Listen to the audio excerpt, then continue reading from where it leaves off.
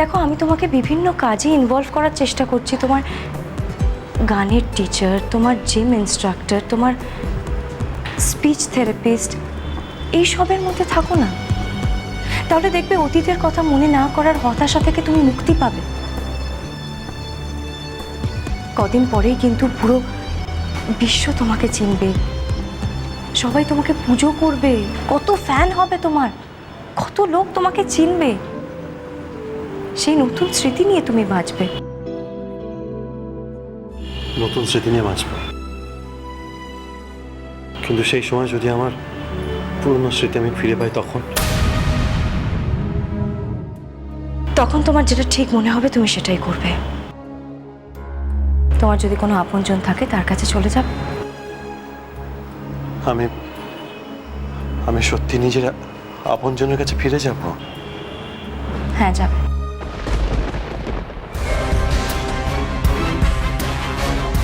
চাইলেই কি এত সহজে ফিরে যাওয়া যায়, না ফিরতে দেওয়া যায়?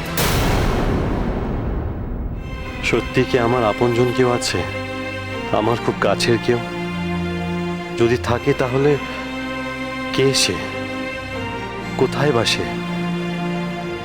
জানি না কখনো এসব আমার মনে পড়বে কিনা, জানি না, কিছু জানি না। মা, ওনারা সবাই চলে যাচ্ছে। ও শান্তি দিদি, এসো এসো, খুব ভালো খেলাম। থাঙ্কু। এই যে তোমরা সবাই এসেছো, আমার পার্টি একেবারে সার্থক হয়ে গেছে জানো তো। শোনো, এটা হলো আমার গোলশনকে দেখার পার্টি। আপনার গোলশন খুব ভালো থাকবে, এই আশীর্বাদ আমরা করি, আর আপনারাও ভালো থাকবেন। ওরে মাদার, কি ভালো ভালো কথাই না তোমরা বলছো। ও চানাচুর বুড়ো, দেখছো তো আমার পপুলারিটি, মানে জনপ্রিয়তা এখানেও কেমন বেড়ে চলেছে। মা, ওটা পপুলারিটি হবে, জনপ্রিয়তা। তাই না? হ্যাঁ, কি হলো, ছেড়ে দে না। তাহলে চলি আমরা। হ্যাঁ, কিন্তু মাঝে মাঝেই আসবে। আমি তোমাদের নেমন্তন্ন করবো, তোমরা চলে আসবে, কেমন? আচ্ছা, বলছি অনেক বেলা হয়ে গেছে, চলো তোমরা খেয়ে নেবে। চলো চল। আপনাদের সঙ্গে আমার কথা ছিল।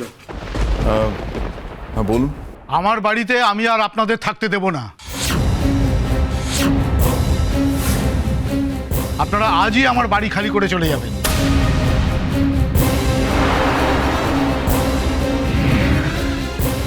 মানে কেন? আমরা কি করলাম যার জন্য আপনি বাড়ি ছাড়তে বলছেন? আজই বিকেলের মধ্যে আমার বাড়ি খালি করে চলে যান।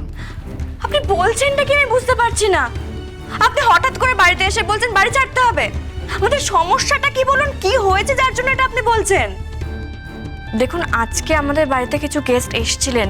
আসলে পাড়ারই কাকিমা জেঠিমাদের মা ইনভাইট করেছিলেন, কিন্তু এই হই হট্টগোলটার রোজকার ব্যাপার নয়, কিন্তু এটা আজকেই হয়েছে শুধু। আমি সে কারণে বলছি না আপনাদের বাড়ি ভাড়া দেওয়া যাবে না। কারণটা বলতে আমি বাধ্য নই, আমার অসুবিধে আছে। বলতে বাধ্য নই মানেটা কি? আপনি কি বলতে চাইছেন বলুন তো? হ্যাঁ, এরকম হুট করে বাড়িতে চলে এসে আপনি বলতে পারেন না যে বাড়িটা ছেড়ে দিতে হবে। সবকিছু একটা নিয়ম আছে, আপনাকে নোটিশ পিরিয়ড দিতে হবে। শুনুন, কোনো এগ্রিমেন্ট এখনো হয়নি যে অগ্রিম নোটিশ দিতে হবে।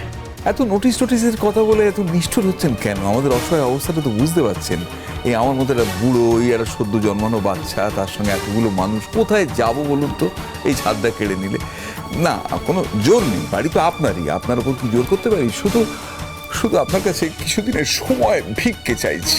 কাকু, তুমি একদম এরকম একটা ভিক্ষে চাইবে না। তুমি কি করছো বলো তো? বাড়ি ছাড়তে হবে তো?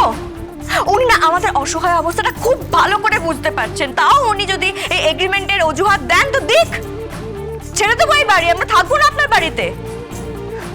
আমরা কয়েক ঘন্টায় অনেক কিছু বদলাতে দেখেছি চোখের সামনে, আরো কিছু না হয় বদলাবে। এই বাড়িটা ছেড়ে দিতে হবে, ছেড়ে দেবো। তোমরা একদম টেনশন করো না। ইউ হাউসওয়ালা, কি হলো? হঠাৎ করে আমাদের গেট আউট করতে চাইছো কেন? মা, কি মনে হয় বলো তো আমার? পল্লবীদি এসেছিল তো, আমাদের হুমকি দিয়ে গেছিল। পল্লবীদি ওনাকে এসব বুঝিয়েছে, নিশ্চয় টাকা দিয়েছে ওনাকে। শুনুন, ওই পল্লবীদিকে না আপনি গিয়ে বলে দেবেন যে এই শিমুল বসু সেন ওনাকে বলেছে যে আমাদের ভাঙা কিন্তু অত সহজ নয়। তোমরা একটা কাজ করো, তোমরা টেনশন করো না, তোমরা ব্যাগ গুছিয়ে নাও। কি বলছিস শিমুল, এইটুকু বাচ্চা, এর মধ্যে কি করে বাড়ি জোগাড় করবি? ঠিক জোগাড় হয়ে যাবে কাকু, তুমি ভেঙে পড়ো না, একটু ভরসা রাখো আমার ওপরে। আমরা কখনো কারো কোনো ক্ষতি করিনি, কোনো অন্যায় করিনি, তাই জন্য আমাদের কেউ ক্ষতি করতে পারবে না। মাথার উপর আমাদের ভগবান রয়েছে, উনি আমাদের ঠিক রাস্তা খুঁজে দেবেন, আমাদের মাথা গোজার ঠাই উনি আমাদের ঠিক জোগাড় করে দেবেন কাকু। আর হ্যাঁ, আধ ঘন্টার মধ্যে বাড়ি ছেড়ে দেব, ঠিক আছে? তোমরা গুছিয়ে নাও ব্যাগপত্র। দাঁড়ান, আপনাদের বাড়ি ছেড়ে যেতে হবে না। সে কি, একটু আগে আপনি তো বললেন চলে যেতে। আপনি আমায় চিনতে পারলেন না স্যার? আমি শ্যামল, আপনার কোম্পানিতে চাকরি করতাম। একবার পড়ে গিয়ে আমি কোমরে খুব চোট পাই, আপনি তখন আমায় থোক টাকা দিয়েছিলেন চিকিৎসার জন্য আর সংসার চালাবার জন্য। শ্যামল, বাবা তোমার চেহারা এতটা ভেঙে গেছে? খুব ভুগেছিলাম তো স্যার। আমি স্যার আপনাদের বাড়ি থেকে বের করতে আসিনি। আপনি তো এতক্ষণ ধরে এটাই বলছিলেন যে আমাদের বাড়িটা ছেড়ে চলে যেতে হবে। আমি আসলে দেখছিলাম আপনাদের মনের জোর কতটা। পল্লবীদি আপনাকে টাকা পয়সা দেননি?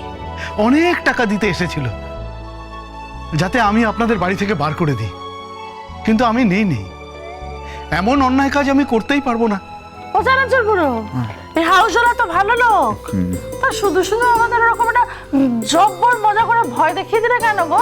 হ্যাঁ, থাকো থাকো থাকো থাকো বাবা, আমার ছোট্ট গোলশানকে নিয়ে আমি এখানেই শান্তিতে থাকতে পারবো। থাকো থাকো থাকো গোলশান।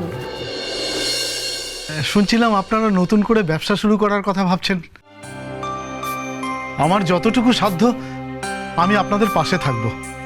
আমার বাড়ির ওপরে একটা ছোট্ট ফাঁকা ঘর আছে, ওখানে আপনারা আপাতত চানাচুর তৈরির কাজটা শুরু করতে পারেন। তোমাকে দেখে মনে হচ্ছে যে ভগবান আছে, আমাদের সঙ্গে আছে। হ্যাঁ, তবে ব্যবসা করার যে স্বপ্ন সেটা আমার এই মা দেখেছে, আমার ছোট বৌমা। আমার মনের জোর আমি ঠিক খুঁজে পাচ্ছি না, খালি সংশয়, ভয়। আবার নতুন করে ব্যবসা শুরু করতে পারবো? পারবো কাকু, নিশ্চয়ই পারবো। আর আজকে তো প্রমাণ হয়ে গেল যে পৃথিবীতে এখনো সব ভালো মানুষ শেষ হয়ে যায়নি। ভালো মানুষরা এখনো ভালো মানুষদের পাশে দাঁড়ায়, তাদের সাহায্য করে। কাকু শোনো না, বলছি যে আমি আরো কিছু গয়না বিক্রি করে দেবো, বুঝেছো তো? হ্যাঁ, আর এই ব্যবসার জন্য, চানাচুরের ব্যবসা করার জন্য যা যা কিনতে হবে মালপত্র তুমি আমাকে বলে দেবে, আমি সব কিনে নেব। তুমি আমাকে হাতে ধরে শেখাবে তো সবটা, বলো? তোর এতখানি উদ্যোগ দেখে আমার মতন দুমড়ে মুচড়ে যাওয়া লোকটার প্রাণেও কিরম একটা জোয়ার জাগছে। শেখাবো রে মা, শেখাবো। আমি উজাড় করে তোকে শেখাবো। আমার বিশ্বাস তোর এই সৎ প্রচেষ্টা জয়লাভ করবেই। কাকু জানো তো, আমি বিশ্বাস করি যে ভগবান আছেন। আর মানুষ পথ চলতে চলতে যখন পথ হারিয়ে ফেলে, কিংবা পথে কোনো বিপদ চলে আসে, তখন উনি পথ দেখিয়ে দেন। আর উনি নিজেই বলে দেন যে পথে কিভাবে চলতে হবে। আমরা তো কারোর কোনো ক্ষতি করিনি কাকু, আমাদেরও কোনো ক্ষতি হবে না। আমরা যদি একসঙ্গে থাকতে পারি, আমাদের মনোবল সবকিছু নিয়ে আমরা ঠিক জয়লাভ করবো। দেখো, ঠিক পারবো আমরা।